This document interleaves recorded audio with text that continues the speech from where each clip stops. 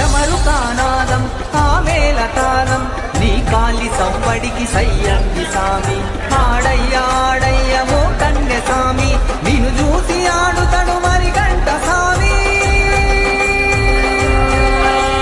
శరణం స్వామి శరణం శరణం స్వామి శరణం.